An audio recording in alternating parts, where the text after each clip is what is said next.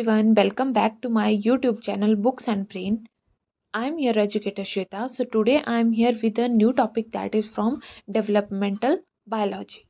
और इससे पहले हमने स्पेसिफिकेशन का एक टॉपिक जो था वो कंप्लीट कर लिया था।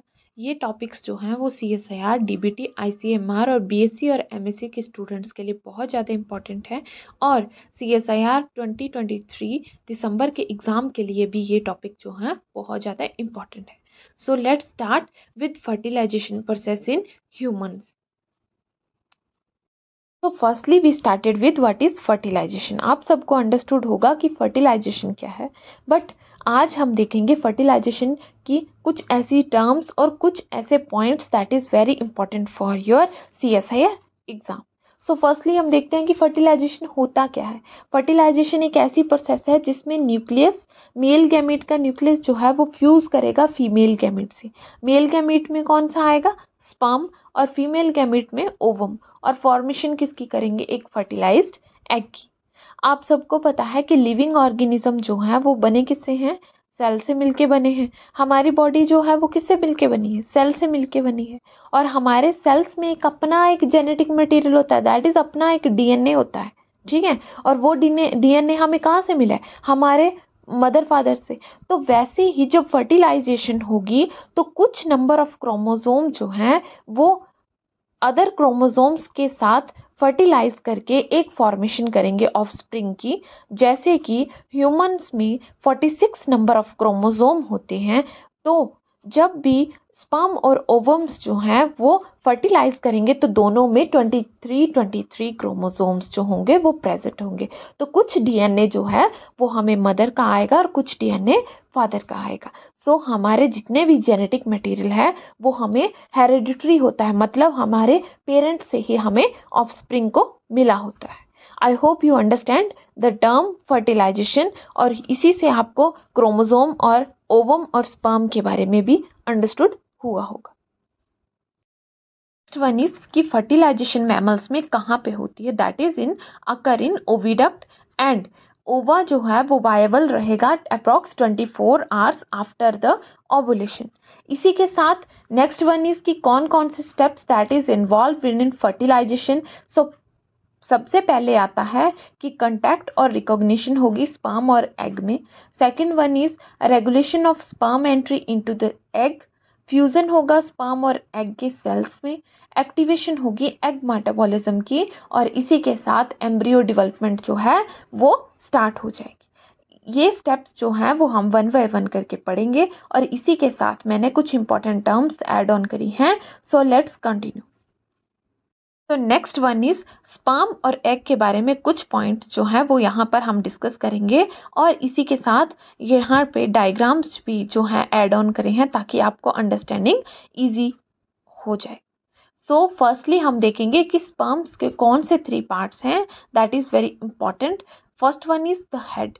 हेड क्यों इंपॉर्टेंट है? क्योंकि इसमें जेनेटिक मटेरियल रहता है और एक्रोसोम रहता है। क्योंकि स्पर्म आप देख सकते हैं हेड पोर्शन के आउटर वाली साइड पे जो मटेरियल है that is known as acrosome.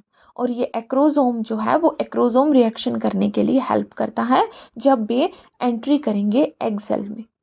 Mid piece में आएगा कि यहाँ पे माइटोकॉन्ड्रिया जो होगा, और माइटोकॉन्ड्रिया में क्या करेगा? वो अपनी एनर्जी को स्टोर करके रखेगा। टेल और फ्लैजिलम की जरूरत क्यों होती है स्पर्म को? क्योंकि साइटोप्लाज्म में स्विम करने के लिए इसकी हेल्प कौन करता है? टेल और इसका flagella. So second one is egg. Egg जो है वो कंटेन करेगा half number of chromosome, because आपको पता है 23 पेयर ऑफ क्रोमोसोम जो होंगे वो आपके पास रहेंगे स्पर्म में, और 23 जो क्रोमोसोम होंगे वो आपके पास रहेंगे एग में। सो इसी के साथ एक important point that is female egg cell जो होता है वो बिगेस्ट सेल होता है हमारी बॉडी का। फीमेल की बॉडी का सबसे बिगेस्ट सेल कौन सा होता है? Female egg cell. और सबसे छोटा सेल कौन सा होता है? That is sperm. So I hope ये आपके लिए बहुत ही कॉमन चीज़ें हैं बट बहुत ही ज़्यादा इम्पॉर्टेंट है। इसी के साथ दोनों का आप डायग्राम देख सकते हैं ताकि ये आपको अंडरस्टैंड करने के लिए बहुत ही हेल्पफुल रहेगा। इसी के साथ में नेक्स्ट आपको एक्रोसोम रिएक्शन बाइंडिंग कैसे करता है और ये एंट्री कैसे लेगा एग सेल में, उसके बारे में स्टार्ट करते हैं। नेक्स्ट हम स्टार्ट करेंगे मैकेनिज्म ऑफ फर्टिलाइजेशन में, जिसमें कि फर्स्ट पॉइंट आता है encounter of spermatozoa and ova. So during the fertile phase million of sperm जो है वो ट्रेवल करेंगे from vagina to uterus and into the fallopian tube. Several thousand जितने भी स्पर्म जो है वो एग को रीच करेंगे, but only one can fertilise it. So when that sperm fuses with the egg, it initiate a series of chemical changes that prevent any other sperm to enter it. मतलब वो prevent करके रखेगा ताकि कोई और sperm जो है वो एंटर ना कर सके और वहाँ पे फ्यूज़न ना हो सके। और इस प्रिवेंशन को बोला जाएगा प्रिवेंशन ऑफ पॉलीस्पर्मी। ये ऑल्सो टू टाइप की होती है, fast block of polyspermy and slow block of polyspermy. So next is chemotaxis. Chemotaxis एक ऐसा सब्सटेंस होता है that is found in cortex of eggs, और ये क्या करेगा, प्रिवेंट करेगा। जब केमिकल सब्सटेंस रिलीज हो गया तो वो प्रिवेंशन करेगा पॉलीस्पर्मी। इन प्राइमरी नीड जो है वो fluid medium that is act of fertilisation and delivery of sperm to egg at the right time.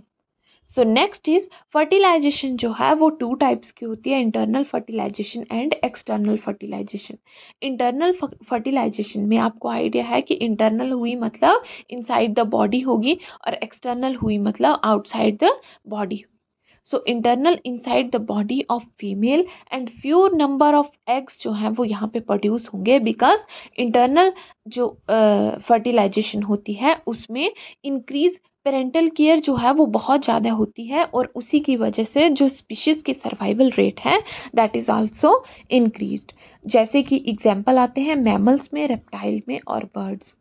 जैसे कि हमारे हमारे अगर ह्यूमंस में लिया जाए इस चीज़ को, तो ह्यूमंस का सर्वाइवल रेट भी जो है वो ज़्यादा होता है, बिकॉज उनकी जो पेरेंटल केयर जो होती है दैट इज़ इंक्रीज लेवल पे होती है। वैसे ही एक्सटर्नल फर्टिलाइजेशन में आता है कि आउटसाइड ऑफ द बॉडी ये फर्टिलाइजेशन ऑकर होगी, inside increase number of eggs जो हैं वो प्रोड्यूस होंगे, और यहाँ पे कोई भी इंश्योर नहीं होगा कि स्पीशीज़ जो है वो सर्वाइव करेगी या नहीं करेगी, क्योंकि thousand of number of eggs जो हैं यहाँ पे प्रोड्यूस किए जाएंगे। सो ये कहाँ पे होता है, फिश में होता है या फिर एम्फीबियंस में होता है। I hope you understand this first point of mechanism of fertilization. Next one is capacitation and contact. So जब भी sperm में फिजिकल चेंजेस आएंगी या फिर उसमें कुछ मॉलिक्यूलर चेंजेस आएंगी फॉर देयर फर्दर डेवलपमेंट, और वो ताकि वो मैच्योरेशन फेज में आ सके, इसको बोला जाएगा कैपेसिटेशन प्रोसेस। ये कहाँ पे होगी, ये फीमेल वेजाइना में होगी, और वेजाइनल जितनी भी सिक्रीशन होंगी वो क्या करेंगी, उसको हेल्प करेंगी मॉलिक्यूलर चेंज करने में, ताकि स्पर्म जो है वो जितना भी अपना रिमूवल ऑफ डीकैपेसिटेटिंग मटेरियल होता है उसको रिमूव कर दे। और ये मटेरियल कौन कौन सा होगा, सीमन में कुछ प्रोटीन्स होंगी और उसको हेल्प होगी ताकि उसकी मेम्ब्रेन फ्लूइडिटी जो है वो इंक्रीज हो सके। Next one is acrosomal reaction and penetration. So जब एक्रोसोमल रिएक्शन होगा तो वहाँ पे कुछ प्रोटीलिटिक एंजाइम्स जो हैं वो रिलीज होंगे, और ये एंजाइम रिलीज होने के बाद उसको डाइजेस्ट करेंगे ताकि वो जोनोपेलोसिडा की जो लेयर है उसको डाइजेस्ट कर सकें या उसको ब्रेक डाउन कर सकें। उसी की वजह से जब जोनोपेलोसिडा की ब्रेक डाउन होगी देन जो स्पर्म है वो प्री विटेलाइन स्पेस में एंटर करेगा। आप ये डायग्राम में भी इसी के साथ देख सकते हैं कि जो प्री विटेलाइन स्पेस है through their sperm enter into the egg cells. After that zona pellucida जो लेयर है वो 3 ग्लाइकोप्रोटीन से मिलकर बनी हुई है, that is ZP1, ZP2 and ZP3। और जब इसकी रिपीटिंग सब यूनिट होती हैं ZP2 और ZP3 की, तो ये फिलामेंट जो है वो बाउंड करेंगे ZP1 जो ग्लाइकोप्रोटीन होगी उसी के साथ। इसी का भी मैंने यहाँ पे एक छोटा सा डायग्राम आपको अंडरस्टैंड करने के लिए रखा है, ताकि आपको जोना पेलोसिडा और उसकी ग्लाइकोप्रोटीन्स के बारे में पता चल सके। So next one is fusion of sperm and egg. तो फ्यूजन जब होगी स्पर्म और एग की, तो सबसे पहले स्पर्म का जो प्रोन्यूक्लियस है वो फीमेल के प्रोन्यूक्लियस के साथ फॉर्मेशन करेगा। तो जब भी फीमेल का oocyte न्यूक्लियस है वो फॉर्मेशन करेगा प्रोन्यूक्लियस की, तो वो क्या करेगा, से मियोटिक डिवीजन करेगा, सेकंड मियोटिक डिवीजन, और वहाँ पे क्या होगा, एक पोलर बॉडी की फॉर्मेशन होगी जो कि रिलीज हो जाती है। तो जब सेकंड मियोटिक डिवीजन होने के बाद वहाँ पे भी फीमेल का न्यूक्लियाई जो है वो फॉर्म कर जाएगा, देन मेल और फीमेल के दोनों प्रोन्यूक्लियाई जो हैं वो मूव करेंगे टूवर्ड वन एंड अदर, एक दूसरे की तरफ, और फ्यूज करेंगे डिप्लॉयड न्यूक्लियस की और फॉर्मेशन करेंगे जाइगोट की। और जब ये जाइगोट की फॉर्मेशन हो जाएगी तो वहाँ पे क्लीवेज की प्रोसेस जो है वो कंप्लीट हो जाएगी। After the cleavage process complete कर जाएगी, देन एम्ब्रियो की डेवलपमेंट जो है वो स्टार्ट होना हो जाएगी। When male pronuclei and female pronuclei are fused to form the formation of zygote, then activation of ovum occurs. So then there are a series of morphological, physiological and molecular changes are occur, because यहाँ पे mail और female का जो fusion हुआ है उसका response करने के लिए वहाँ पे कुछ चेंजेस होना इम्पॉर्टेंट है। This is all about today topic. I hope you understood this topic because this is very important according to your exam point of view.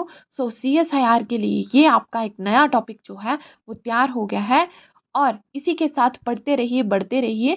Thank you. Damn.